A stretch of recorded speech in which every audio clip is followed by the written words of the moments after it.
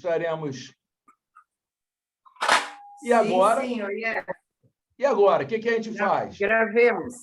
O que a gente faz agora? Agora tu me explica que bicho é esse.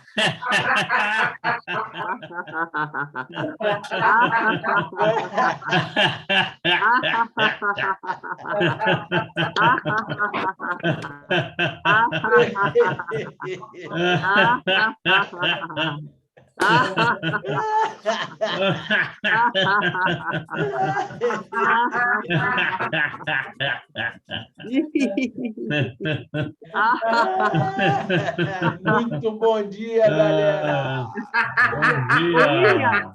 Presta Bom dia, atenção bom a dia, essa bom dia. sincronia. Presta atenção. Esse assunto não é uma realidade que às vezes não nos pertence mais, né? Porque já estamos mais perto agora da menopausa, da TPM, da coisa, né? Que engraçado. Depois de uma idade. Né? Mas a gente está na vida, né? Estamos só nós. Ô, Délia, tu vai ver que pertence o tempo inteiro. É? Porque... Bom, mas vamos entrar, deixa eu entrar, que eu quero fazer logo uma conexão com o riso de cara. Porque falando de hormônio, fica falando, pô, o que tem a ver hormônio com riso? Tudo, né? A gente sabe disso, por conta dos hormônios que o riso produz. Mas o fundamental aqui, que eu quero fazer relação com o riso já de cara, é com relação ao aspecto de comprovação científica. Porque o yoga do riso, ele se fundamenta na comprovação científica de que o riso produz benefícios independente de ser natural ou não.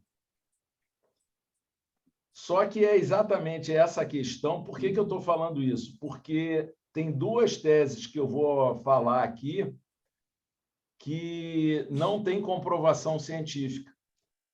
Só que tem o seguinte, não ter comprovação científica não significa que não exista.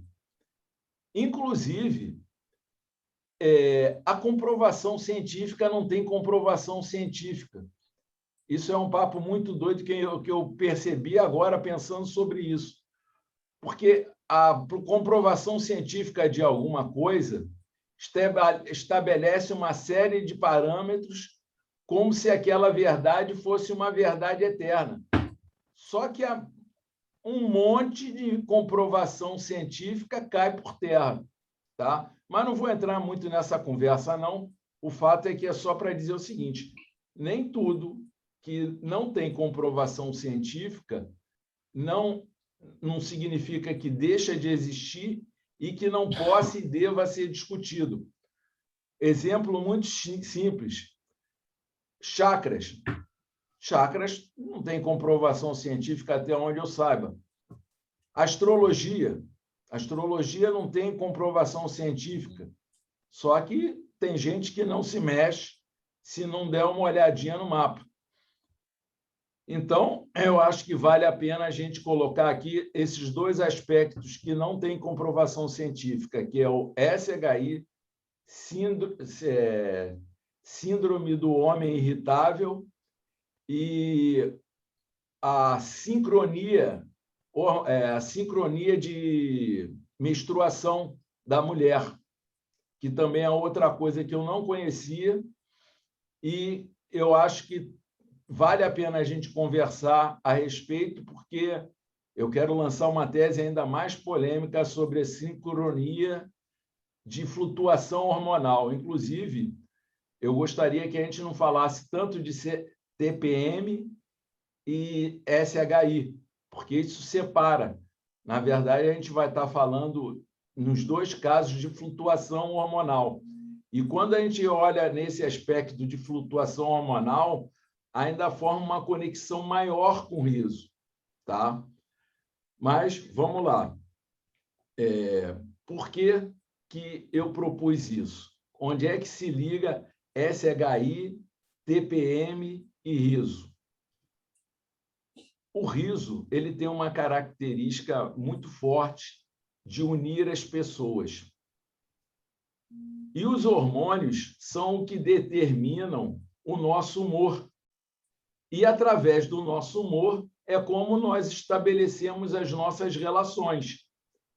Então, você conhecer como é que acontecem as suas flutuações hormonais, como é que se desenvolve o seu riso, e qual a importância que o riso tem no equilíbrio dessas flutuações hormonais, são fundamentais para que você possa ter boas relações e para que o riso seja um riso ético, um riso... outro dia eu vou lembrar, mas essa história do riso ético tem uma outra forma de você valorizar o riso sem ser tocando na ética. Mas, de qualquer forma, você tem um riso positivo. Então, a proposta é essa. O que acontece com relação a uma das diferenças entre o SHI e a TPM? Tá? O SHI é uma flutuação hormonal masculina. A TPM é uma flutuação hormonal feminina. A grande diferença é que a flutuação hormonal feminina ela tem base na reprodução. Ela é, como é que se diz? Ela é naturalmente direcionada. Bom dia, Vanessa. Bom dia. Ela é naturalmente direcionada pelo ciclo reprodutivo da mulher, tá? E a flutuação hormonal do homem não tem padrão. Ela acontece de forma aleatória, mas não significa que não tenha ciclo. Tem ciclo, ela varia diariamente, só que ela não tem padrão. E tem um detalhe, produz as mesmas alterações psíquicas que produz a TPM feminina. Você pode ter depressão, você pode ter sintomas de euforia, e você pode ter problemas com estresse, tudo relacionado à flutuação hormonal masculina, no caso dos homens. No caso das mulheres, a gente já conhece. Então, o importante dessa história é a gente passar a observar essas coisas. E por que eu falei da sincronicidade da flutuação hormonal da mulher? É outra coisa que não tem comprovação científica, mas se constata em várias circunstâncias que a ciência diz que é ao acaso, que é uma coincidência. Ora, para quem acredita, conforme a gente, que não existem coincidências, então, possivelmente, essa sincronicidade hormonal da menstruação feminina é real. E por que eu estou falando disso? Aí entra, novamente, uma coisa totalmente questionável para a ciência, mas que eu experimentei. Eu experimentei e faço questão de falar isso.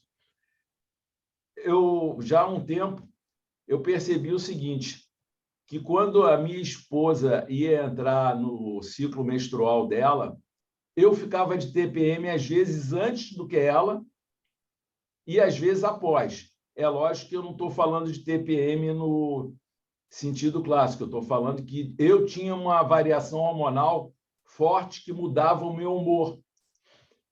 E como a teoria da sincronicidade da menstruação da mulher é baseada em feromônios, é possível que aconteça também entre homens e mulheres. E o que isso tem a ver? Isso tem a ver porque isso estabelece padrões de relacionamentos. Se eu entro em SHI, vamos colocar dessa forma, ou seja, se eu tenho uma flutuação hormonal ao mesmo tempo que a minha esposa, e isso produz alterações de humor, isso vai interferir no nosso relacionamento.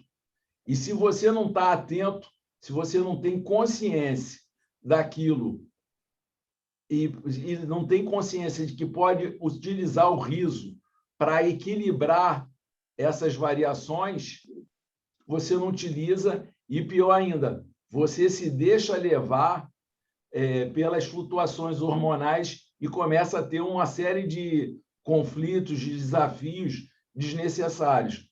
Então, a base da minha fala hoje é nisso, mas a Vanessa vai fazer uma apresentação para a gente que, no nosso caso dos homens, vai ficar um pouco para avaliação, porque ela vai falar da variação hormonal feminina, e que acontece também no caso dos homens, tá? Só que em duas etapas mais definidas. Porque isso é muito engraçado. Em função do machismo, a flutuação hormonal do homem não é tão bem estudada. E, em função da importância da reprodução, a flutuação hormonal da mulher já foi estudada de ponta a ponta. E aí a Vanessa vai falar a respeito dessa variação hormonal, mas que serve para mim e para o Rony observar onde é que a gente pode se encaixar nessa história, que possivelmente deve ter alguma conexão. Tá? Aí eu deixo agora a palavra para a Vanessa para ela falar um pouco sobre... E detalhe, ela vai falar de uma forma científica. O que eu não estou fazendo aqui, ela vai fazer agora. E aí a gente vai ver onde é que a gente pode fazer conexões. Quer começar, Vanessa? Claro, bom dia, pessoal. Me perdoem o atraso, a tecnologia não me ajudou hoje, nem o celular, nem o notebook queriam entrar no Zoom, por isso que eu me atrasei um pouquinho. Se atrasou? Tu se atrasou? Sabe o que você faz? Dou risada. Já comecei a dar risada. Perdi a risada coletiva. Vamos rir agora, a gente dá outra. Ri, Vanessa.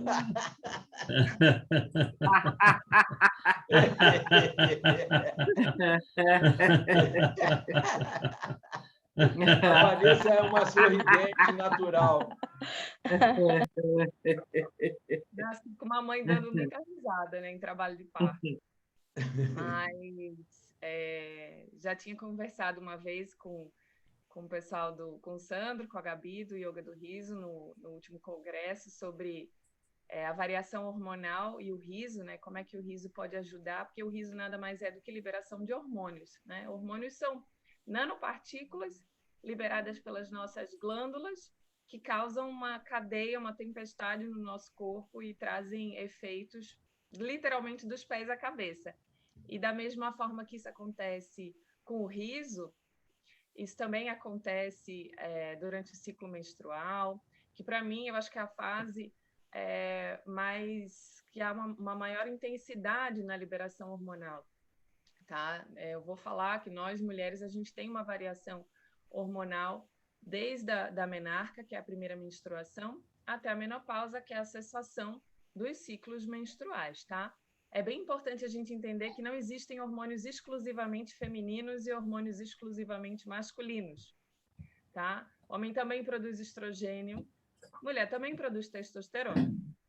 Tem funções diferentes e níveis diferentes entre homens e mulheres. A testosterona é responsável pela libido feminina, mas nós não liberamos quantidades tão grandes quanto os homens, tá? Então, nós todos, FSH é produzido na hipófise em homens e mulheres. Então, todos nós produzimos hormônios, tá? E é por isso que hoje, na vida moderna, há um desequilíbrio hormonal muito grande em homens e mulheres, porque nós não moramos mais nas cavernas. Então, o nosso corpo não entende mais que, por exemplo, chegou a hora de dormir, e aí eu preciso apagar todas as luzes, não assistir às lives do Instagram, e entender que o meu corpo começa a produzir melatonina lá para as 21 horas. Então, se o meu corpo não produz hormônio de forma adequada, isso sim vai causar estresse, vai causar depressão, vai causar queda de cabelo, vai causar uma série de sintomas no nosso corpo, qualquer desequilíbrio hormonal, tá? Independente dos hormônios sexuais, que é o que a gente vai dar mais ênfase aqui hoje. Mas se eu não tomo sol, eu preciso repor vitamina D. Então, a gente sabe que a vitamina D não é uma vitamina, ela é um hormônio que a gente produz em exposição ao sol, tá? Então, hormônios são super importantes. Não é a minha área de trabalho, mas é muito importante todos nós lermos sobre os hormônios, porque não é só com o avanço da idade que pode haver desequilíbrio na tireoide, por exemplo, e alteração dos hormônios tireoidianos. Isso vai causar uma série de sintomas no nosso corpo. Então, a gente tem que cuidar para não chegar a ter desequilíbrios hormonais que vão causar disfunções, vão causar doenças, tá? No caso das mulheres, o que acontece com nós mulheres ao longo da vida, né? A gente passa por variações hormonais importantes quando a gente começa a menstruar, né? Então, começa a produzir estrogênio, que detona aí as mudanças físicas do corpo da mulher, desenvolvimento de mamas, já muda aquele corpo infantil para um corpo de adolescente, quadris começam a ficar mais largos, tudo isso acontece por produção hormonal associada a crescimento ósseo, muscular, enfim. E a mulher começa a preparar o corpo dela ano após ano, visando a gestação, tá? Mas a gente já sabe que não é saudável gestar aos 17, é possível, mas não é o período mais saudável para se gestar, nem aos 17, nem aos 40.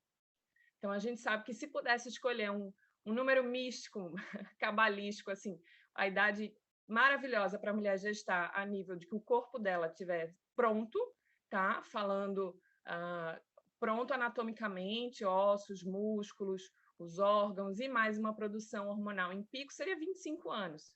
Mas, às vezes, com 25 anos, ela não realizou todos os sonhos profissionais, porque nós não estamos mais na fase das nossas avós e bisavós, né? Que as mulheres praticamente não trabalhavam, então elas ficavam em casa, elas eram condicionadas a casar e ter filhos, então, às vezes, com 25 anos, você não atingiu tudo que você queria profissionalmente ou na sua vida pessoal e não tem intenção de ter filhos. Mas, falando a nível anatômico, seria mais ou menos isso. Então, quando a gente começa na puberdade, a gente começa a produzir estrogênio e progesterona, tá? E outra fase muito importante em que a mulher produz bastante hormônios é durante a gestação. São hormônios diferentes que ela produz mensalmente. E a queda hormonal ela vai ocorrer lá no climatério. Então, o que acontece durante... Vamos voltar lá para a fase da puberdade. O que acontece na menstruação? A menstruação nada mais é do que preparar o corpo para uma concepção. Então, todos os meses, o corpo se prepara para gestar. Como não gesta, ocorre a menstruação. Vou só fazer um parêntese que é bem importante entender que todas essas alterações elas vão acontecer nas mulheres que ciclam. Ou seja, nas mulheres que ovulam, nas mulheres que não interrompem a ovulação, as mulheres que não tomam contraceptivos, que não usam DIU hormonal, tá? Porque essas mulheres que tomam contraceptivo, elas vão sangrar por privação hormonal, elas não menstruam. Menstruação só ocorre pós-ovulação, tá? Então, mas ela toma anticoncepcional. Então, ela não ovula. Ela toma anticoncepcional para não engravidar. Então, ela não ovula, ela tem um sangramento por privação hormonal. Então, ela vai sentir bem menos esses efeitos hormonais, porque ela não está ovulando. E aí a gente vai entender o que acontece no corpo quando a mulher ovula. Tá? Então, o que acontece? A menstruação, né, o ciclo menstrual, ele começa a ser contado do primeiro dia da menstruação. E ele vai durar até o último dia, vai ser o dia anterior à próxima menstruação. Então, nas mulheres, um ciclo pode durar de 21 a 38 dias, tá? Mais comumente de 24 a 31 dias, né? A maioria das mulheres vai ter ciclos entre 28 e 30 dias. Isso não quer dizer que todo mês seja assim, de 28 em 28. Um mês pode durar 27, o outro pode durar 32, não tem problema. Isso não caracteriza um ciclo irregular, tá? Várias alterações externas podem modificar o ciclo da menstruação. Nível maior de estresse, privação de sono, fatores tóxicos ambientais, tudo isso pode alterar o ciclo feminino, tá? Má alimentação, enfim. Então, o ciclo vai durar do primeiro dia da menstruação até o dia anterior da próxima menstruação. Isso dura o ciclo menstrual. Durante a menstruação, progesterona e estrogênio estão em níveis baixíssimos. É por isso que a nossa energia fica assim, ó, acabar. Se a gente pudesse, a gente nem trabalharia nessa fase, mas a gente não pode, a gente tem que produzir igual. Mas a gente está com níveis de estrogênio e progesterona no pé, bem baixos, tá?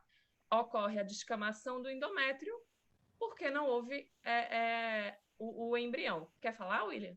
Eu queria perguntar em que fase que isso ocorre antes da menstruação? Qual é a fase exata que ocorre essa baixa de progesterona e testosterona? Na menstruação tem a baixa dos dois, tá? Na fase da TPM, que eu vou chegar lá, a progesterona ainda não está baixa. Ah, tá. Tá? Então, durante a menstruação, progesterona e estrogênio estão bem baixos. É por isso que a gente não fica muito motivada, a gente fica mais lenta, fica inchada, tá? E o útero está descamando, tem a descamação do endométrio, que causa sintomas de cólica, tá? Isso para uma mulher totalmente normal e saudável. Então, uma mulher que ela já tem alguma queixa, como miomas uterinos ou endometriose, essa fase vai ser ainda mais sofrida e dolorosa, tá? Mas mulheres saudáveis, elas já vão sentir cólica, algum desconforto. Na saída, né, na descamação do endométrio, na saída do sangue menstrual, pelo colo uterino, canal vaginal. Isso é durante a fase menstrual. Cessou a menstruação, começa a fase folicular. Então, novamente, o cérebro vai mandar mensagem lá para os ovários. Olha, prepara um folículo, faz ele crescer, deixa ele bem bonitinho, para poder liberar na ovulação, porque pode ser que no próximo mês ela engravide. Então, começa tudo outra vez. E aí vai começar essa fase exatamente disso. Aí é uma fase que a gente já tem mais disposição, já tem mais concentração, é outra mulher. Então, a gente costuma dizer que a mulher é cíclica. São 4 mulheres dentro do mês, para as mulheres que ciclam, né? E aí vocês, homens...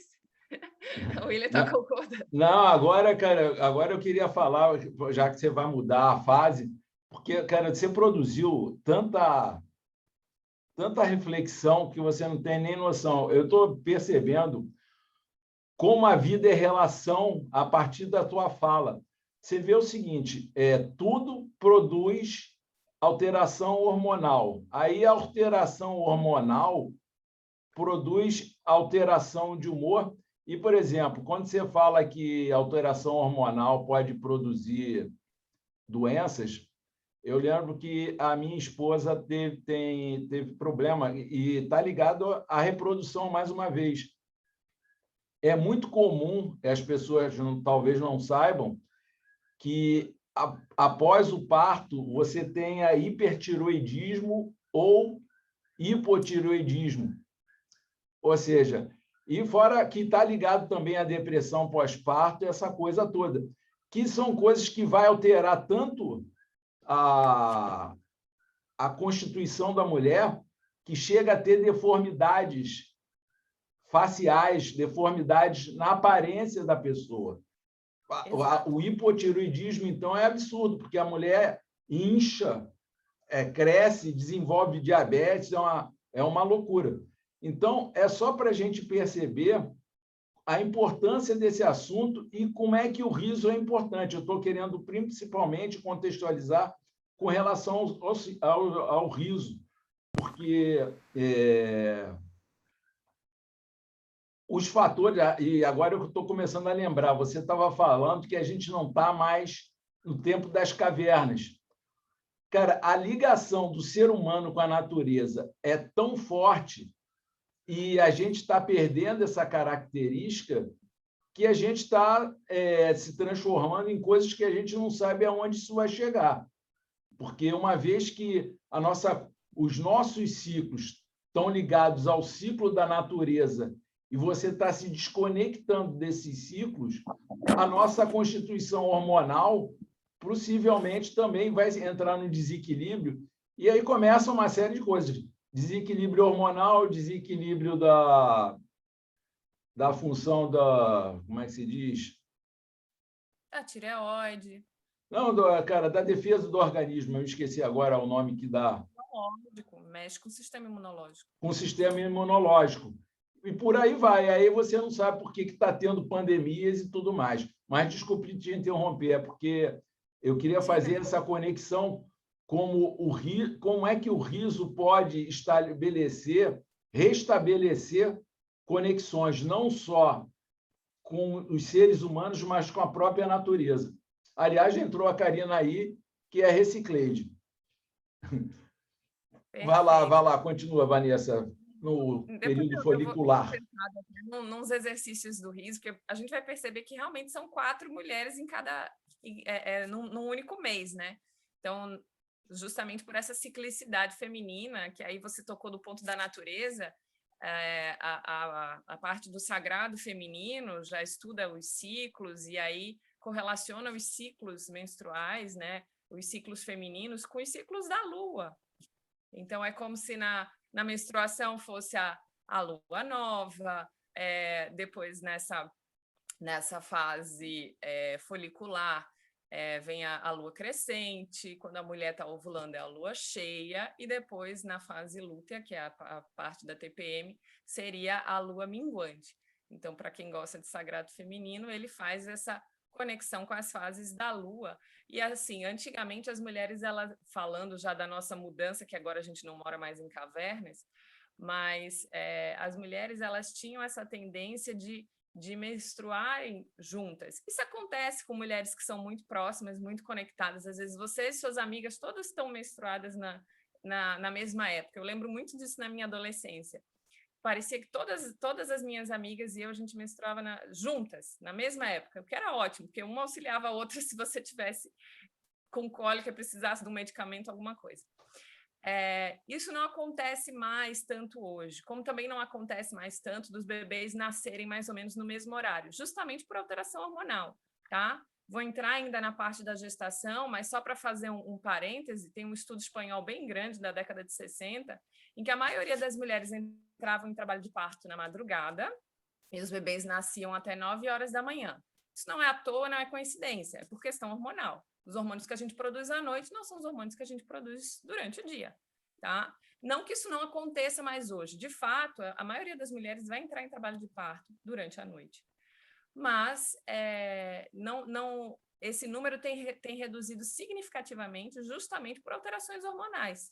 E hoje em dia, já que você falou de problemas tireoidianos na sua esposa, é cada vez mais frequente problemas tireoidianos nas gestantes, e que é um importante fator de risco de abortamento. Então, a gente tem que cuidar bastante dos níveis tireoidianos das gestantes, porque elas precisam estar com níveis ótimos para manter uma gestação. Tá? Yoga do riso para gestante. Olha o sorrisão dela.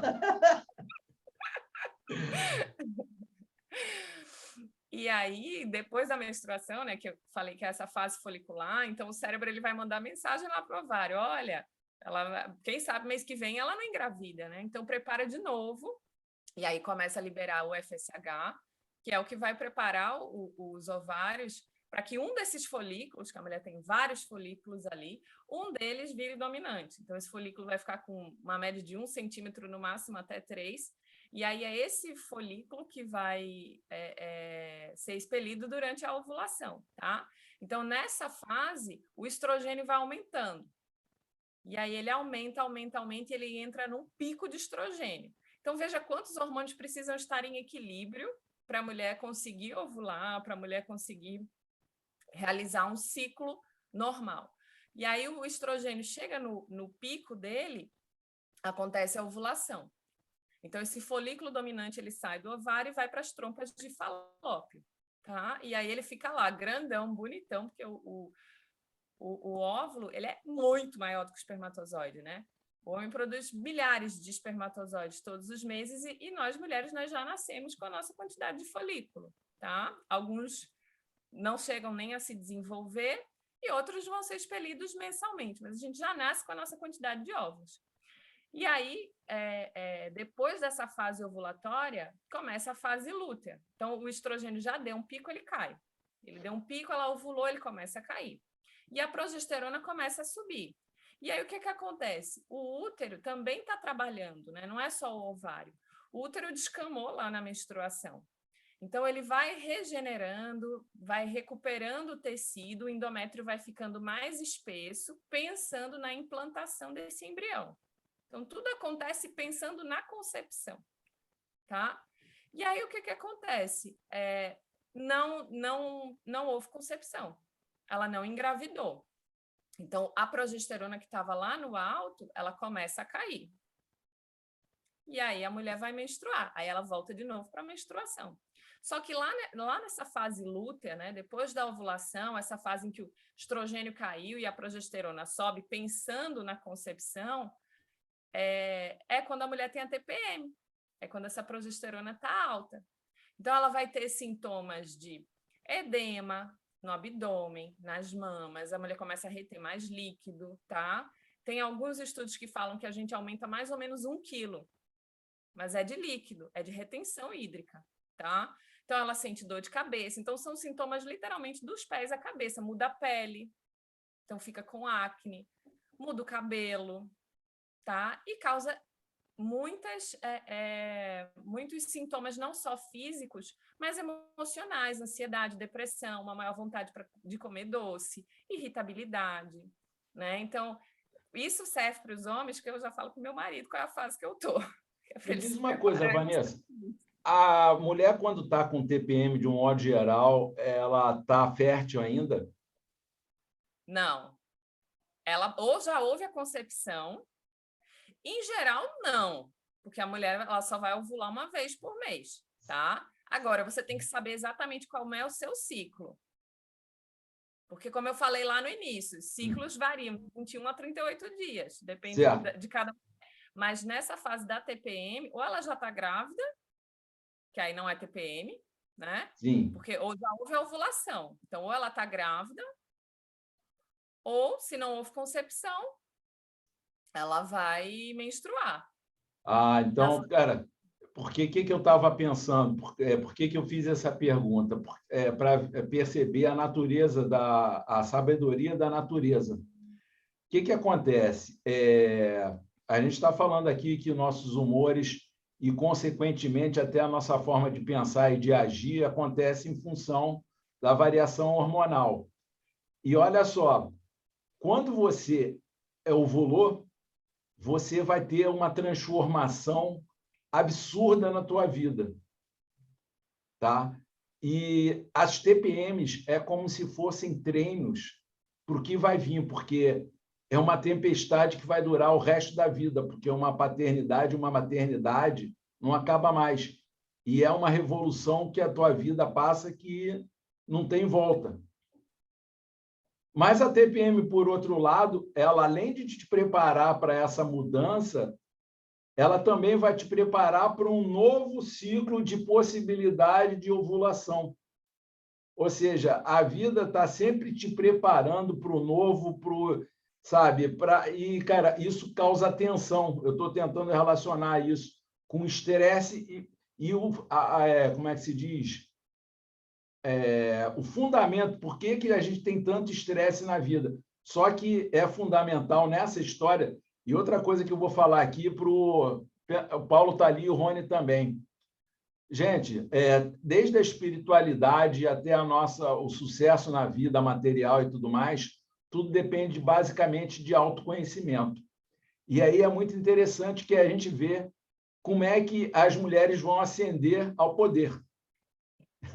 Olha que coisa interessante, porque, cara, se você não conhece teu funcionamento hormonal, tu não sabe nada da tua vida. E o homem não sabe do funcionamento hormonal dele. E por isso que tem muito homem entrando em depressão, isso já é falado, que o homem está perdido, não sei o quê. Não sabe o que está fazendo na vida, não sabe nem como é que funciona o hormônio.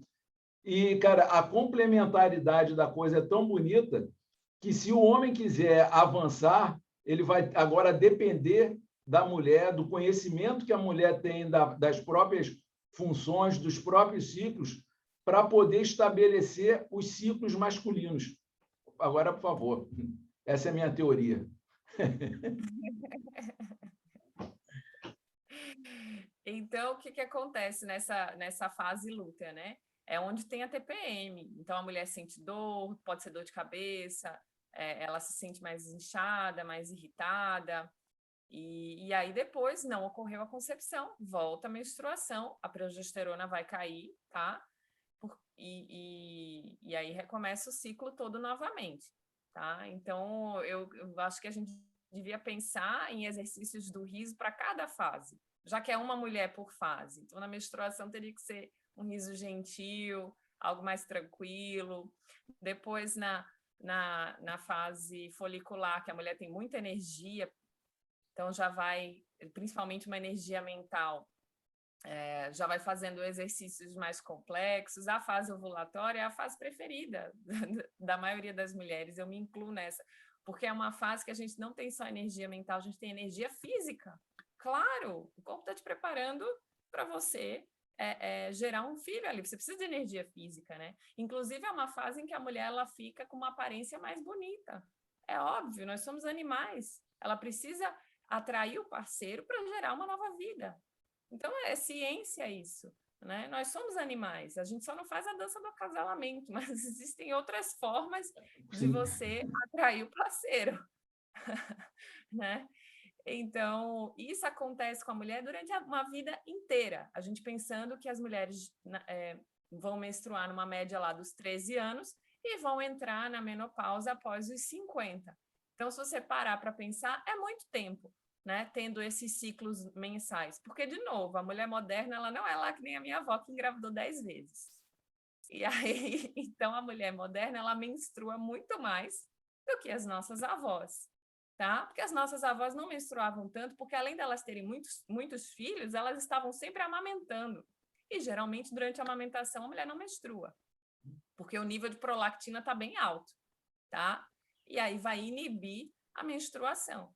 E isso não acontece hoje com a mulher moderna. A mulher moderna, ela menstrua todos os meses, então ela cicla bastante, tá? E aí, quando a mulher engravida, vamos supor, num desses ciclos ela engravidou. Quando a mulher engravida, ela, no início, ela tem sintomas parecidos. Por quê? Porque progesterona e estrogênio continuam atuando numa gestante. Só que lá pelo 6º dia, né, de gravidez, as células placentárias começam a produzir o beta-HCG, que é por isso que a mulher faz o exame do beta-HCG e deu positivo, está grávida, tá? Então, é um outro hormônio que entra em circulação. Até porque a mulher não tem placenta, né? A placenta é um órgão gerado exclusivamente para a gestação. Tanto é que o bebê nasce e a placenta sai logo em seguida, tá? Então, ele é um órgão que fica preso no útero, ele, principalmente na parte superior, à medida que a gestação vai avançando, a placenta vai se conectar na parte superior do útero, e ela vai fazer com que saia o cordão umbilical que liga ao bebê, e aí a placenta vai filtrar tudo que for tóxico para não chegar no bebê, e, ao mesmo tempo, pelo cordão umbilical, vai levar oxigênio, água, nutrientes para o bebê, e o bebê vai devolver dióxido de carbono, o xixizinho dele, tudo que for porcaria, ele devolve lá para o corpo da mamãe, colocar para fora, tá? Então, essa troca de nutrientes e de energia entre mãe e bebê ali, e troca hormonal também. E aí, a gente precisa entender que na barreira hematoplacentária, as endorfinas, a dopamina produzida pela mamãe, quando ela está bem, quando ela está dando risada, vai chegar lá no bebê por essa barreira hematoplacentária. E o estresse também, se ela produzir cortisol lá pelas glândulas suprarrenais e ela estiver estressada, o cortisol também ultrapassa essa barreira e chega lá no bebê. Claro que existem mecanismos de defesa para proteger o bebê, mas se essa mãe estiver muito estressada, se essa mãe estiver muito cansada, muito sobrecarregada, toda essa cascata hormonal também chega lá no bebê, tá? E aí a mulher começa a aumentar níveis de prolactina, justamente para preparar as mamas para produzir leite, amamentar o bebê, logo após o nascimento. Durante o parto também há uma cadeia hormonal muito forte, principalmente a produção de ocitocina, que é o hormônio mais atuante durante o parto, é o hormônio que a gente produz durante a relação sexual. Homens e mulheres liberam ocitocina, tá? Então, é o hormônio do prazer, é o hormônio que nos conecta às pessoas. A gente consegue produzir ocitocina pelo toque, no abraço, numa massagem. Então, É o hormônio do toque mesmo, é o hormônio do prazer, ele é extremamente atuante durante o trabalho de parto e é ele que vai fazer com que o útero contraia para o bebê sair, tá? Ele também é um hormônio importante durante a amamentação, então ele não produz o leite, quem produz o leite é a prolactina, por isso que ele vai aumentando durante a gestação, mas ele é importante porque a ocitocina, ela ajuda na excreção, na saída do leite. Então, por isso que é importante, quando o bebê nasce, ele vir para o colo da mãe, que se chama aquela golden hour, ou a hora de ouro, porque essa conexão mãe com bebê vai ajudar o corpo da mãe a produzir mais ocitocina e, assim, liberar o leite para o bebê. Vanessa, não sei se você vai saber me responder isso, mas eu queria saber o seguinte, porque o riso, dizem que ele é responsável por equilibrar o estresse.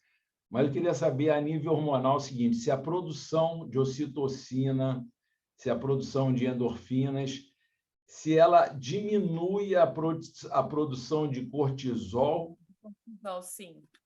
Era isso que eu queria saber. Hein? Uma coisa acarreta em outra, não é isso? Sim.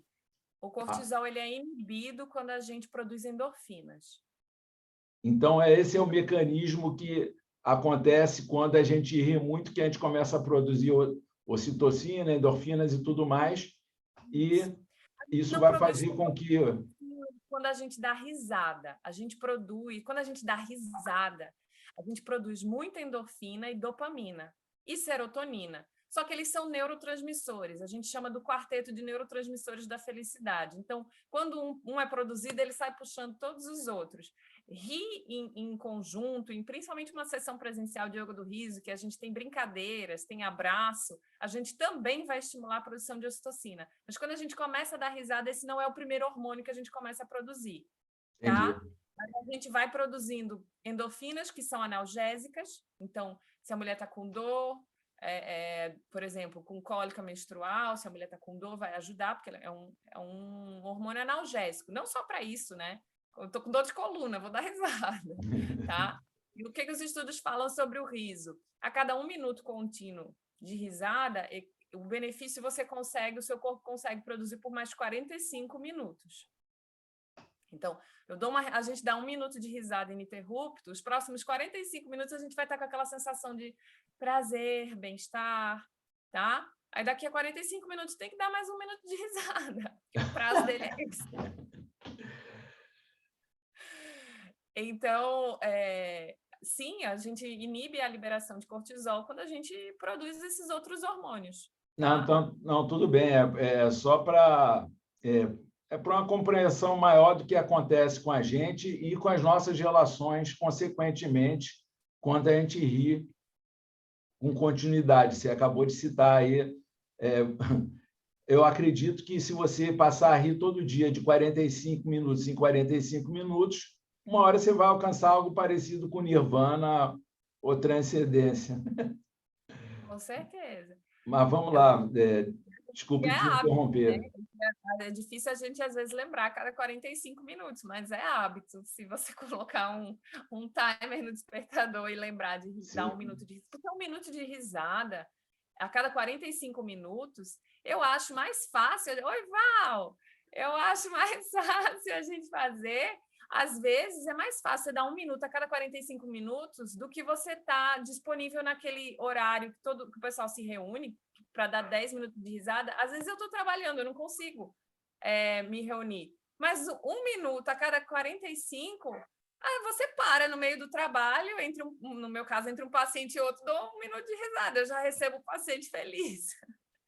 Isso aí que você está falando agora é super importante para o Pedro Oliveira, para a Adélia, que trabalham em organizações, porque me lembra a coisa do trabalho, do ambiente laboral.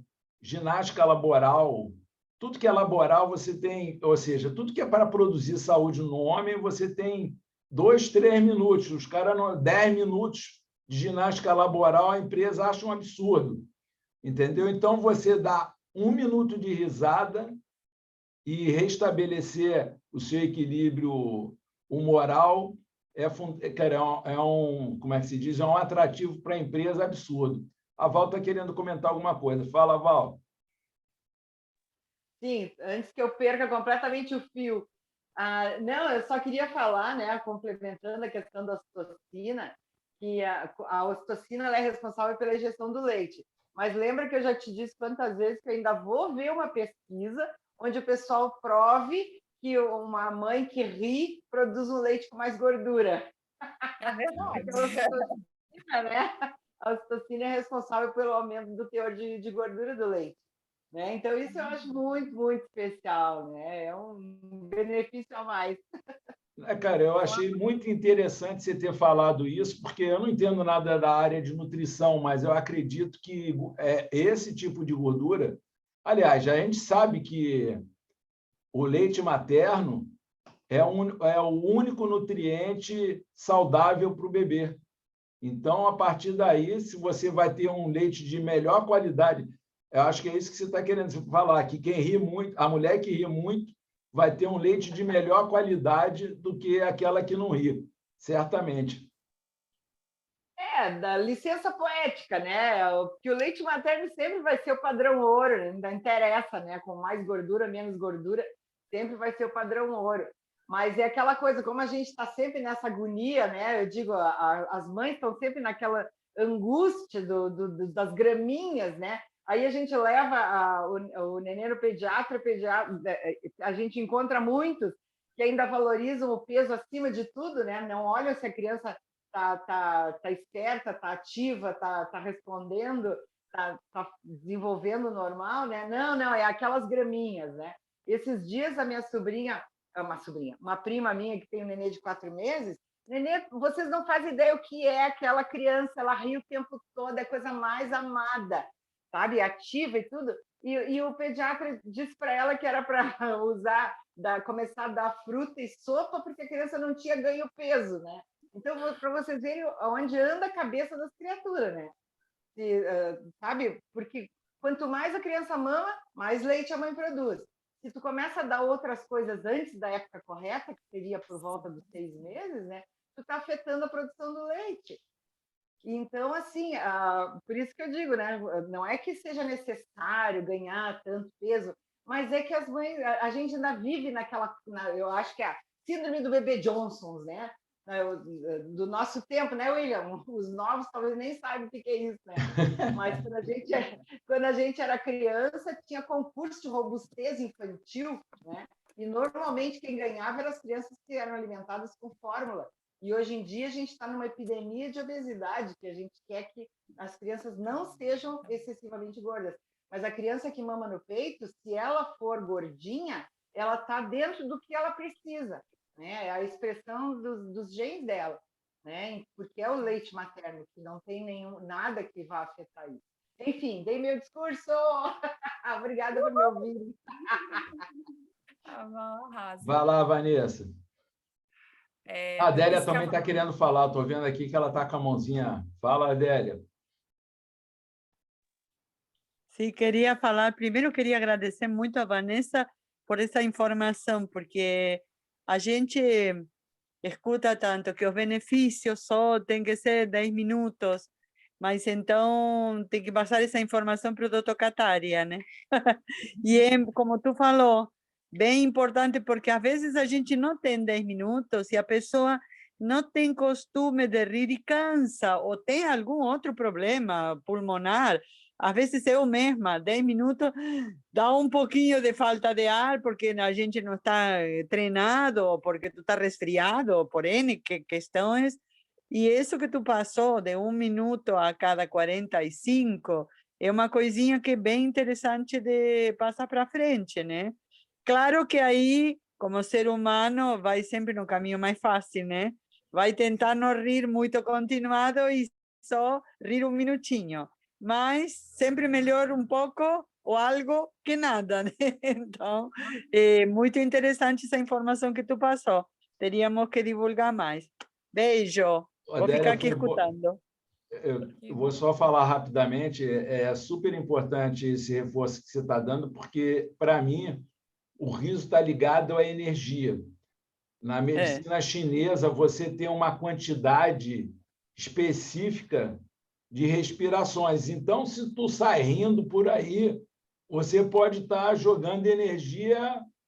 Cara, tem que ter um equilíbrio. Eu acho que a gente tem uma série de desequilíbrios na nossa fala e na nossa prática de yoga do riso. Mas as coisas vão se ajustando à medida que a gente for analisando, né? Por isso é importante a mim, só um depoimento, a vezes nos acontece, agora que a Tânia, que está aqui, que trabalha muito com coisa de respiração e canto e ensina a respirar, que a gente não sabe, a vezes estamos no carro e estamos só nós duas que damos risada muitas vezes e alguém nos acompanhando que não está acostumado e tem uma dificuldade, ou é uma fase. Eu outro dia estava meio assim e realmente tinha dificuldade, né, para rir sem parar os 10 minutos. Então, essa dica da Vanessa é um ouro em pó. Beijo, Vamos lá, obrigada. senão a gente não chega lá Menarca? Na menarca. Não, mas essa fase é mais rápida. Eu vou falar um pouquinho também dessa parte de alteração hormonal dos homens aí, porque eu estou falando muito das mulheres. Opa! Brinde! Dessas alterações masculinas. Mas só um parênteses para acompanhar essas duas belas maravilhosas que falaram agora, a Adélia e a Val. Isso aí, de rir 1 minuto e o benefício dura por 45 minutos, já tem estudo comprovando, tá? Inclusive, o doutor Sorriso, ele já mencionou numa live com o Sandro esse estudo, isso é verídico. Outra coisa importante, a gente estimula também o timo a proteger o nosso sistema imunológico. Então, é como se desse uma acordada nele quando a gente dá risada, e aí as células T, as células de proteção do nosso corpo, elas começam a ser liberadas. E isso que a Val falou é super importante, porque o William também já tinha falado, né? O pós-parto é um momento muito delicado, tem uma alteração hormonal importante, a prolactina está elevada, e a Val falou disso, né? Infelizmente, eu tenho visto muito isso também, Val, má informação para as mulheres que estão amamentando, e a gente tem que entender que o estômago de um bebezinho é isso aqui, é bem pequenininho. Então, a gente tem que imaginar que existe uma esterogestação. Depois de nascer, o bebê continua se desenvolvendo e a microbiota intestinal do bebê não está preparada para esses tipos de alimento. A fórmula ela só é utilizada em último caso, mas a gente precisa estimular o aleitamento materno como melhor forma de nutrição e porque existe uma coisa que não vai ter fórmula nenhuma no mundo que a mãe ela vai passar todos os anticorpos dela para o bebê.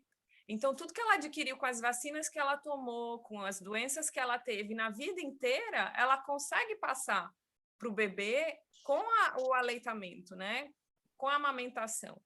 Da mesma forma que um bebê que nasce via cesariana, ele não vai receber lá aqueles germes do canal vaginal da mãe que o bebê de parto normal vai receber. E aí os estudos já falam que esse bebê ele vai ter um sistema imunológico mais fortalecido, porque ele recebeu lá aqueles germes, bactérias do canal vaginal da mãe. O bebê que recebe o bebê que mama, né, que consegue mamar, que recebe leite materno, ele também vai ter um sistema imunológico mais fortalecido do que aquele bebê que só toma fórmula. E toda mulher produz leite, né, Val?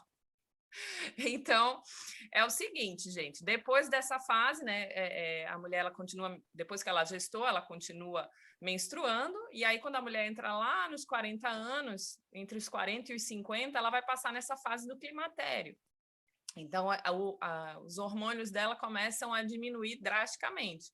Então, ela começa a ver essa baixa hormonal, por mais que ela menstrue, os ciclos podem ser irregulares, então ela já não ovula tanto, até ela entrar na menopausa, que é quando cessa, quando ela não menstrua mais. Então, essa fase de baixa hormonal, ela também traz sintomas físicos, tá? Sintomas de baixa libido, irritabilidade, alterações de humor, dores de cabeça, e são esses 10 anos de climatério que a mulher vai tendo essa baixa hormonal, esses sintomas vão aparecendo com mais intensidade. Então, também é uma fase importante para a gente olhar para essa mulher e ver as necessidades dela, as vontades. Já é uma fase também que muitas vezes os filhos já cresceram, saíram de casa, e às vezes vem a síndrome do ninho vazio junto. Então, é uma fase que eu acho que é muito importante da mulher fazer uma reconexão com ela mesma, né? E eu acho que o yoga do riso pode ajudar nisso. Uma fase de autoconhecimento muito importante. Ah, cara, E muito boa essa tua fala, porque eu estava pensando aqui, mais uma vez, em termos de energia, você vê, mais uma vez, a sabedoria da natureza, né? Uma vez que a mulher, ela já, como é que se diz, já está saindo de uma fase em que a, a propriedade, ou seja, a possibilidade de uma gestação saudável não acontecer, a menstruação passa a perder esse significado. Não é porque ela não deixa de... A própria natureza determina, olha, se o ciclo energético está terminando, então agora você vai parar de menstruar, vai parar de se estressar tanto e agora você vai ter que gerir esse... que nem você falou, você vai passar a gerir sua energia sem interferência da menstruação.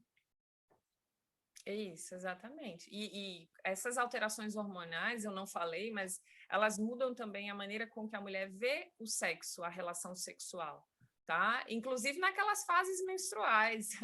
Por isso que na ovulação a mulher tende a ter um aumento de libido, porque é isso, o corpo está pensando que ela pode engravidar a qualquer momento. Então, a maneira com que a mulher vê o sexo e o parceiro ou a parceira, ela muda também a cada fase, né? Os hormônios também mexem com a libido feminina. Caraca, isso aí que você falou, sem brincadeira, se a gente quiser promover a pacificação entre o masculino e o feminino, os homens precisam entender com profundidade o que você acabou de falar. Sim, porque Porque, vai ter mês que ela não vai estar afim e às vezes não é por nada, é hormonal mesmo. pois é, cara, o homem não consegue entender isso, cara, na sua ignorância hormonal, ele quer o tempo inteiro estar ali e, pô, por que ela não quer? Por que ela não quer? E fica aquela choradeira, aquele mau humor, por conta de desconhecimento do funcionamento feminino. Isso, que é o que é diferente com os homens, tá? Os homens, eles liberam a mesma quantidade de hormônios todos os dias. Então, não tem essa diferença das mulheres, tá? Que eu mostrei para vocês que tem pico de estrogênio, pico de progesterona, redução dos dois. Não. Vocês, homens, vão liberar a mesma quantidade de hormônios todos os dias, dentro dos 30 dias do mês. Vanessa, e como é que há alteração hormonal masculina?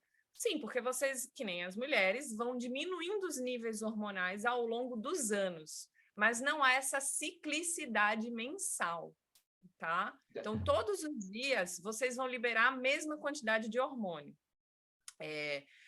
Existe uma certa diferença, por exemplo, essa síndrome pré-menstrual, que há uns 10 anos se fala em síndrome pré-menstrual, não só tensão. Tem mulheres que só têm tensão, elas passam por esse período de uma maneira menos dolorosa, que é o meu caso. Eu nunca achei a menstruação algo sofrido, mas eu tinha amigas que não tinham condição de ir para a faculdade, eu tinha amigas que eram internadas para receber medicações fortíssimas, porque elas não tinham condição. Então, existe hoje síndrome pré-menstrual. Se você colocar no Google e colocar assim, CID, que CID ou ICD é o Código Internacional de Doenças. Todas as doenças e disfunções que existem, comprovadamente pela ciência, elas têm um código. Então, existe lá um código dessa síndrome pré-menstrual. Ela é uma síndrome que a ciência conseguiu provar que ela existe, tá? Ah, Vanessa, como é que eu sei se eu tenho, ou se a minha filha tem, ou se a minha mulher tem síndrome pré-menstrual? Existe um teste para fazer, para você ver se você tem um número X de sintomas que seria diagnosticado essa síndrome. É sempre bom conversar com a ginecologista para ver isso, mas você pode procurar o teste na internet e ver se você tem muitos desses sintomas. No caso masculino, o que acontece é isso, ao longo dos anos vai haver uma redução da produção hormonal, e aí pode ter alteração de libido, o homem também já vai, por mais que o homem pode ter 80 anos e pode gerar um filho, mas a qualidade dos espermatozoides não vai ser a mesma, então pode haver uma disfunção sexual também, que vai causar depressão, vai causar ansiedade, enfim. Acho que o homem tem que se cuidar também, acho que o autoconhecimento é importante para homens e mulheres, mas o homem não tem essa ciclicidade. E aí você falou assim, mas será que eu fico de TPM junto com a minha mulher? Eu não sei se os homens ficam de TPM, eu acho que os homens não ficam de TPM junto com as mulheres, não, mas eu acho que a gente é movido por energia. Então, se eu estiver irritada aqui na TPM, meu marido não vai ficar dando risada sozinho, sabe? Então, eu já aviso a ele, isso que eu falei. Eu aviso a ele. Eu digo, olha, eu estou em tal fase, não chega muito perto, não tira onda, não. Então, eu acho que isso é importante, sabe? Mas o que acontece com os homens é isso, é uma liberação idêntica todos os dias. Eu dei uma lida, porque eu nunca tinha ouvido falar nessa síndrome do homem irritado. E aí, ele fala não só desses hormônios sexuais, ele fala de uma coisa que é uma premissa básica, que eu até falei no início, privação de sono, redução de melatonina. Então, isso causa irritabilidade. Quem é que com sono, com privação de sono vai ficar feliz? Você sabe, no pós-parto, como é que é? Com um bebezinho em casa, maior privação de sono. É difícil ou não é? Ficar com privação de sono. Pois é. Então, nós, seres humanos, a gente tem que cuidar de fazer mais ou menos o que os nossos antepassados das cavernas faziam, sabe? Que nem minha avó falava, dorme com as galinhas. Então, assim, começou a ficar escuro, diminui as luzes de casa. Essas luzes são extremamente prejudiciais. Perdão, essas luzes são extremamente prejudiciais. Então, o nosso corpo não começa a produzir melatonina porque ele acha que está dia, porque tem uma luz forte aqui em cima da gente. E aí a gente fica assistindo todas as lives todos os dias e essa luz do celular é péssima, da TV também. Então, é uma hora que a gente podia estar lendo um livro, ouvindo uma música, jantando cedo. A gente tem que jantar pelo menos 3 horas antes do horário de dormir, acordar cedo. Então, a gente precisa estimular o nosso corpo a produzir os hormônios. Não adianta você comprar a melatonina mais cara e tomar cápsulas de melatonina se você não dorme. Foi bom você ter tocado nisso. Deixa eu abrir uma brecha aqui. 2 coisas. Rir cura, mas não é a solução de tudo. Você está mostrando justamente isso, que estão uma série de fatores que interferem na nossa produção hormonal, no nosso equilíbrio hormonal, melhor falando. Agora, percebam o seguinte, ela pegou e falou de síndrome... Como é a síndrome feminina da tensão pré-menstrual? Síndrome pré-menstrual, síndrome de tensão pré-menstrual. Se você colocar qualquer um desses nomes, você vai achar no Google. A síndrome da tensão pré-menstrual é uma coisa já constatada cientificamente e consta nesses anuários que tem aí da ciência. O SHI você não vai encontrar, porque o SHI não é comprovado cientificamente. E aí entra uma diferença no que a Vanessa está afirmando e no que eu vou afirmar. O homem deveria ter uma quantidade regular todos os dias da sua vida enquanto ele não entrasse na andropausa. Porém, o que a gente pode identificar como uma velhice precoce, os homens hoje em dia têm variação hormonal diária. Por quê? Porque os outros fatores estão desequilibrados. Sono, alimentação, exercício. Então, isso faz com que haja uma variação hormonal não natural. Então... Sim, claro, entendeu? tanto é que pode acontecer na mulher também, né? O que eu falei dessas variações hormonais femininas, de nível de estrogênio e progesterona, é numa mulher saudável. Sim. Toda mulher saudável já vai ter essas alterações mensais. Mas se a mulher não estiver saudável, isso vai ser pior ainda. Se o homem também não estiver saudável, é claro que ele vai ficar irritado, né? O que eu mostrei é que no homem não existe essa ciclicidade. Então, na verdade... Natural, uma ciclicidade natural que você está falando. Tanto é que eu nem sei se existe mais, porque a área jurídica não é minha área, mas antigamente a mulher tinha 5% de redução de pena, né? Se ela cometesse um crime na fase pré-menstrual por alteração hormonal. Não sei se isso existe ainda, mas ela tinha, porque a gente perde um pouco o racional. É como se a gente utilizasse mais a parte primitiva do cérebro e a gente ficasse mais instintiva e a gente perdesse mais o racional, usasse menos o neocórtex. Agora tá? Você vê que mundo machista, né? Porque a mulher cometeu o crime em função do estado dela, mas só tem 5% de redução de pena. Ou seja, não levaram em consideração que ela cometeu o crime por causa do estado natural. Por causa... mas eu acho que 5% de pena, dependendo do crime, já é muita coisa. Porque também não é para sair matando ninguém, não. Mas tudo bem, essa não é a nossa área. Não é minha área mesmo. Mas, assim, o que eu acho é o seguinte, o homem pode ter muitas alterações hormonais, principalmente por estilo de vida, privação de sono, má alimentação, estilo de vida, falta de atividade física, uma pessoa... E aí os neurologistas hoje em dia falam muito sobre a gente meditar, a gente cuidar dos nossos pensamentos, que isso é bom para o cérebro. Então, isso é uma dica para homens e mulheres, tá? Eu não acredito, é uma opinião pessoal, nessa síndrome do homem irritado, que a ciência não provou, e eu acho que se ela existisse, ela ia ser provada antes da TPM, porque, como você mesmo disse, o mundo é muito machista, né? Vou dar um exemplo para vocês, por que eu acho isso. Vamos pensar num homem e numa mulher, jovens, saudáveis, em idade reprodutiva. Se uma mulher ela tiver relação sexual durante 300 dias, ela tiver relação sexual com 300 homens diferentes, um a cada dia, quantas gestações essa mulher pode ter em 300 dias? Uma. 300 dias é praticamente 9 meses, né? Então, a mulher, ela pode ter relação com 300 homens nesses 300 dias. Ela só vai ter uma gestação. Agora, se um homem saudável, em 300 dias, tiver gestação com 300 mulheres, ele pode ter até 300 filhos. Então, não deveria existir contraceptivo hormonal feminino. Deveria existir contraceptivo masculino. Porque o homem é que pode povoar muito mais o universo do que a mulher. Mas nós é que tomamos os contraceptivos, não existe contraceptivo masculino ainda, existe uma cientista alemã estudando, fazendo testes com contraceptivo masculino, mas porque o mundo é machista mesmo, que quem devia usar contraceptivo era o homem, não a mulher. Então, eu acho que se essa síndrome, que inclusive tem um livro, né? Eu procurei artigo científico, só achei um artigo científico que foi publicado há 20 anos atrás, ou seja, em 20 anos ninguém estudou mais essa síndrome, porque eu acho que por não haver essa ciclicidade masculina, a gente não consegue comprovar que ele tem a TPM. A mulher tem a TPM pela ciclicidade, porque é naquela fase ali, naqueles 10 dias no máximo, tá? Em geral, em 7 dias, que vai durar aquela fase lútea feminina. Então, ela tem essa ciclicidade, é por isso que ela tem essa TPM.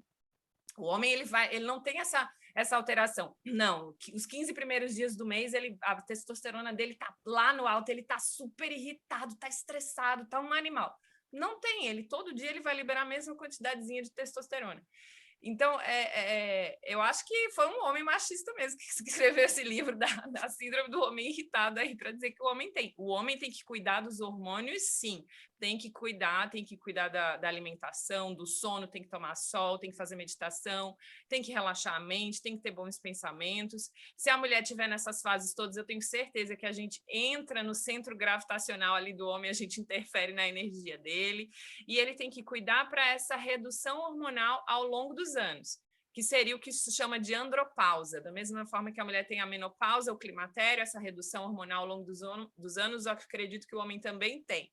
Mas essa síndrome dele, como se tivesse assim, uma alteração hormonal causando isso, eu acho que não existe. Acho não, a ciência não provou, então eu não acredito. Se a ciência um dia provar, eu vou acreditar. Agora eu vou te dar uma perturbada. Você está tendo um pensamento machista agora, porque o pensamento científico é machista. Tá? Não, feminista. Eu acho que foi um homem machista que quis justificar a TPM da mulher dele e dizer, eu também vou ficar. Não, olha só. Os hormônios. Embora não seja a minha área, eu não sou da área da saúde, eu não sei como é que você classificaria a síndrome. Você não pegou o começo da minha fala, que eu faria o seguinte: o fato de você determinar uma coisa ser científica ou não significa que ela não exista. Tanto é que eu ainda fiz uma brincadeira dizendo o seguinte: a comprovação científica não existe, porque os próprios parâmetros de comprovação científica anulam a ciência como um fato, entendeu? Porque várias coisas que são comprovadas cientificamente, posteriormente, são anuladas, são desmistificadas. Então, e, cara, fora isso, eu tenho uma crença com relação... Por exemplo, Deus existe? Sim, mas isso aí é uma... Não, isso aí tem uma comprovação científica de Deus? é fé, William. A gente está entrando numa coisa espiritual, já não é... Sim, mas é uma... olha só, quando você pega e diz, se não há comprovação científica, não existe, quando você diz... de doença e disfunção, é diferente. Aí eu não estou falando de fé, estou falando de doença e disfunção. Pois é, mas... Aí então, tá, eu não vou saber exemplificar agora, mas existe uma série de doenças e disfunções que a ciência ainda não descobriu, mas ainda assim essas doenças existem. Até porque o sistema de classificação muda toda hora. Inclusive, tem uma indústria de classificação de doenças. Sim, exatamente. Por isso que eu falei que você pesquisa o ICD ou o CID de cada doença. A ciência evolui, gente. A gente precisa entender que as coisas mudam e, graças a Deus, a gente também muda, porque a gente veio para evoluir junto com a ciência. Então, a ciência evolui. É por isso que a cada ano tem uma descoberta nova, de um tratamento melhor. Enfim, a ciência vai evoluindo. Por exemplo, eu trabalho com fisioterapia obstétrica. E aí as pessoas falam assim para mim, nossa, mas antigamente não existia isso. Eu falo, mas que bom que a ciência evolui, né? A fisioterapia está aí para ajudar o trabalho de parto a andar de uma maneira melhor, para auxiliar o bebê a descer, auxiliar a mamãe a passar por isso de uma forma mais confortável. Então, assim, a ciência, ela evolui. Eu não estou dizendo que o homem não tem alteração hormonal, e eu citei exemplos por que o homem tem alteração hormonal. Sim. Ao longo dos anos, ele não vai ter a mesma potência sexual que ele tinha. Então, não vem dizer que um homem com 50 vai ter a mesma potência sexual que ele tinha com 25, com 20. Isso não existe. A libido da mulher também não é a mesma. O que eu estou dizendo é que a síndrome do homem irritado, ela é mito, não existe. E eu acho que, nesse caso, foi escrito por um homem, só tem um livro publicado, foi escrito por um homem, então é meio tendencioso, só tem um artigo publicado há 20 anos atrás, escrito por um homem. Então, eu acho que foi uma maneira do homem justificar a TPM masculina, que não existe. Cara, vamos separar as coisas. Vamos seres separar. Humanos adoecem se não cuidarem da saúde. Seres humanos adoecem se não cuidarem do pensamento, se não cuidarem da alimentação, se não cuidarem da qualidade do sono, da qualidade das nossas relações, porque o social, a conexão com as pessoas, tudo isso auxilia na liberação dos hormônios. Então, é isso que acontece. Agora, a síndrome a síndrome do homem irritável, ela não existe. Ela foi criada por um homem. Então, nem a ciência acredita nela, porque ninguém mais estudou. Em 20 anos, ninguém mais estudou. Então, o homem não tem essa ciclicidade. Eu acho que, não sei se é a Daniela, acho que alguém quer falar. Cara, a partir do momento que síndrome é um termo científico, ele não existe realmente. Porque se a ciência não comprovou e síndrome é uma nomenclatura da científica, agora não quer dizer que o homem esteja tendo uma disfunção, vamos colocar dessa forma, para não ficar...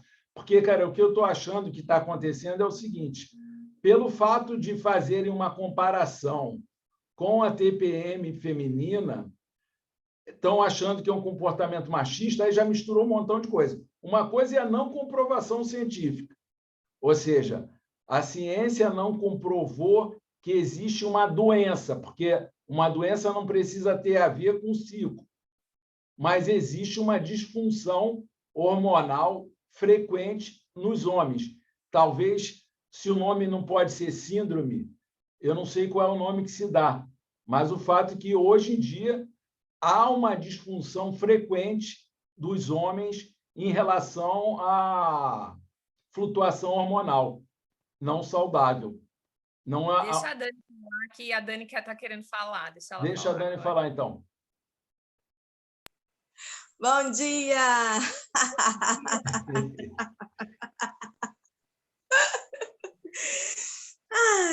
Então, eu queria muito agradecer, sabe, Vanessa, e agradecer também ao William por ter trazido esse tema para o estudo do riso e das nossas questões hormonais. Eu acho que talvez pela educação que eu recebi, né, esse assunto até de sagrado feminino, dos ciclos, tudo, isso para mim tem sido algo muito novo. E olha, eu já estou com 42 anos, passei por 5 gestações, tenho 3 filhos, né, que eu tive 2 abortos, tenho 2 meninas, e esse assunto é super novo. Eu fui criada de uma forma assim que a questão da menstruação era um momento assim, de vergonha, ai, ninguém pode saber, ai, cuidado com isso, cheio das coisas, não lava a cabeça porque está menstruada. Então, assim, trazer essa importância, né, da gente entender os nossos ciclos e essa variação mesmo, porque às vezes ficava uma coisa muito angustiante, assim. Eu lembro que eu acho que eu devia ter uns 24 anos, que eu fui orientada a tomar remédio, assim, de quase que tarja preta para a questão de TPM, uma coisa que era num período, né? Na época eu nem tomei, aí fui procurar reiki, outras coisas, mas a orientação na medicina, né, do ginecologista na época era essa, então vai tomar remédio. E outra coisa também, na questão o tipo de acompanhamento que a gente tem, assim, da medicina mesmo, a minha formação também, depois da minha formação acadêmica, ela foi toda na área de tecnologia, então muito masculina, né, era eu e 12 homens trabalhando, né? Eu já tive disciplina na faculdade que eu era a única mulher com 50 homens na sala. Então, assim, talvez por isso, né, eu não tive tanto essa conversa, assim, né, em relação a ciclos, com amiguinha, né, eu só tinha amigão, não tinha amiguinha. E aí, então, isso fugiu, assim, da minha realidade. E quando eu fui ter meus filhos, e olha que eu tive uma assistência muito, né, boa, paguei parto particular, essas coisas todas, em momento algum eu fui orientada a essas questões assim de parto normal, então foram 3 cesarianas, a questão mesmo da amamentação, a fórmula foi indicada muito. Eu comprei bico antes de comprar qualquer outra coisa. O primeiro item de enxoval foi bico para o neném. Então, assim, e mesmo pagando particular, né, que você acha que você vai ter o melhor atendimento, a melhor orientação. Então, eu acho que esse tipo de informação que traz, que a Val também trabalha, eu acho que isso é, nossa, de uma importância tão grande a gente trazer para esse lugar de estudo, né? Para além do riso, assim, falando. Que o riso vai ajudar a gente nesses momentos agora, né? Mas eu acho que se a gente soubesse disso antes, e quanto mais divulgado, eu acho que é um benefício imenso que vocês trazem para nós, mulheres. Obrigado, Dani. Na verdade, não é para nós mulheres, não. A gente está trazendo benefícios para a humanidade, porque eu tento, na medida do possível, não separar homens de mulheres. E não, cara, não vai ser nessa questão hormonal que eu vou fazer isso, porque, conforme a gente já viu, os relacionamentos são fundamentais para ambos, porque sem relacionamento não tem reprodução. Sem reprodução não tem a humanidade. Então, quanto mais qualidade você tiver no relacionamento, melhor uma humanidade a gente vai ter. Entendeu? Então, separar é o primeiro passo para você criar problemas. Deixa a Délia falar que ela está querendo falar alguma coisa. Oi, gente. Não, eu não quero criar aqui um debate, né? Mas quando escutei a Vanessa falando a ciência avança, na verdade a ciência não evolui muito, às vezes involui, né? E está ao serviço do poder da grana, do comércio. Então, porque eu me pergunto, e os índios? E as pessoas que antigamente faziam tudo mais naturalmente e não traziam tanta... Claro que não vamos negar que avançamos, as pessoas morrem, mas tem estudos, eu sou uma ex-paciente de câncer, e muitas estatísticas dizem que com os avanços com câncer, igualmente, tem mais câncer.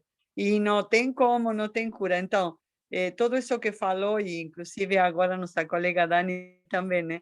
É importante saber que temos outros recursos e que não é porque a ciência diz e está lá em um lugar onde é autorizado e comprovado que é verdadeiro. Eles colocam como verdadeiro que dá grana, o que realmente vai servir. Está comprovado que a mamografia tem umas médicas dizendo que quanto mais mamografia, uma mamografia anual dá mais raios e cria mais câncer de mama que fazer o toque, que fazer ultrassom, que não é assim. Então, gente, a ciência há controvérsia, como dizia aquele amigo lá no Zorra Total, né? Então, eu como estou no outro lado, e tudo isso de tu falar é bem minha praia, né? Por isso que estamos fazendo este workshop Viva Feliz, para aprender a que tem outros recursos para não chegar a essas questões, né? E o riso é fundamental, né? Cavalinho de batalha. Beijo, só isso. Que não Só estou para de acordo com esclarecer, essa cara, fala, eu vou dar Vanessa, mas oportunidade tudo para... bem, temos que respeitar. Vanessa vai poder defender a ciência. Eu só quero esclarecer o seguinte. Não vou defender Uma a coisa é ciência, o pensamento científico e outra coisa é o comportamento humano com relação à ciência. Da mesma forma que uma coisa é a religião e outra coisa é o comportamento humano com relação às religiões. Agora você pode falar... Mas a ciência é feita pelos homens, né? Porque a ciência sozinha não existe, é uma coisa abstracta. Então, são os homens como os médicos pela vida, né? Querem curar ou querem vender? Querem curar ou querem ganhar? Então, vamos entrar em outro debate que não é para hoje. Beijo. Não, deixa eu só fazer um Deixa a Vanessa, depois a Karina fala. Deixa eu fazer um parêntese bem rapidinho, gente. Eu trabalho com... me considero uma pequena cientista, né? Eu terminei mestrado, vou começar o doutorado. Eu incentivo a ciência. Eu acho que sem a ciência a gente não estaria aqui, tá? Não só pelos tratamentos de saúde, mas sem a tecnologia que a gente utiliza. Então, eu sou muito grata à ciência. Agora, a ciência, como tudo na vida, existem bons e ruins. Sim. E a gente não pode generalizar. É por isso que é tão importante a gente saber ler um artigo científico, por exemplo. Então, existe artigo científico que fala que uma coisa é boa, outra coisa é ruim. E na pandemia, todo mundo teve acesso a isso. Porque tem artigo científico falando que hidroxicloroquina é bom e tem artigo falando que é ruim. E eu não estou aqui para levantar essa questão. Mas tem artigo científico para tudo, né? E aí você precisa ter um senso crítico de saber ler e entender o que de verdade é uma ciência de boa qualidade e o que não é. Porque tem médicos aí dizendo que, olha aqui, o salvamento da população está aqui, saiu um artigo. E aí quem quer acreditar diz assim, olha, tem artigo científico, vai ler. Foi feito a começar por quem pagou a pesquisa, né, Vanessa? Exatamente. A indústria faz isso. Ela tem resultado. Gente, vamos deixar a Karina falar rapidamente, porque eu vou ter que encerrar, gente. São 8h31. Karina, por favor.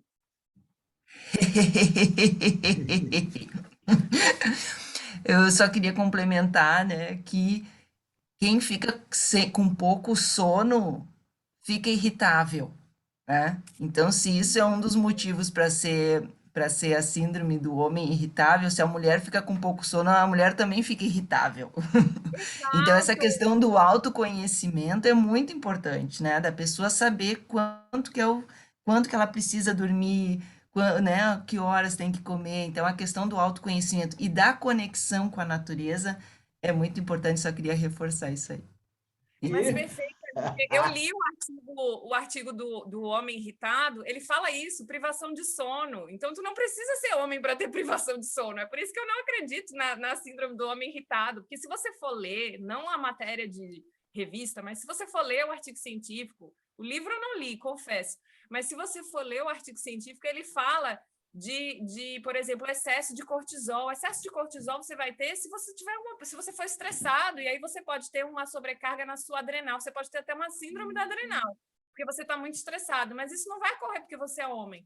Você pode ser mulher, você pode ser idoso, criança, entendeu? Privação de sono, até o seu animalzinho em casa, se estiver com privação de sono, vai ficar irritado.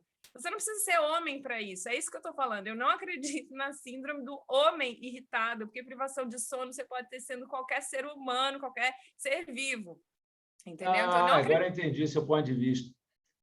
Agora, só vou finalizar e depois a gente ri, tá? Porque em prestígio a minha mulher que precisa do Zoom, eu vou ter que encerrar. Talvez o único mérito que esse cientista, ou sei lá, esse médico tenha tido, é chamar a atenção que os homens precisam cuidar dos seus hormônios, precisam cuidar da sua saúde. Porque pode parecer brincadeira, mas pelo fato de naturalmente, mas isso não tem mais, naturalmente o homem não teria variação hormonal tão profunda quanto da mulher. Mas pelo fato de nunca ter observado, justamente por não ter essa variação tão evidente, ele agora está começando a ter variações importantes que levam... Então, o fato de chamar isso do homem irritável é um mérito. Agora, não significa que seja realmente uma coisa exclusiva dos homens. Agora entendi o que você está me falando. Foi, exatamente. Obrigado, Vanessa!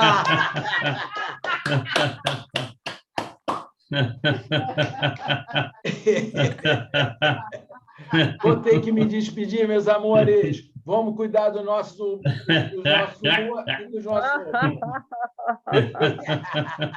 Bom fim de! Feliz fim de!